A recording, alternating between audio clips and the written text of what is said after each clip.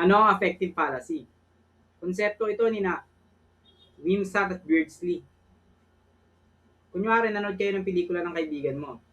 Sabi niya, ang ganda, naiyak ako. Sabi mo naman, ang pangit, corny. Sino sa inyo yung tama?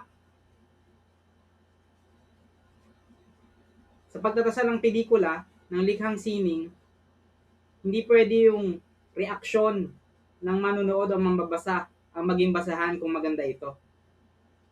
Kailangan yung formal na katangian. Halimbawa, sabihin mo,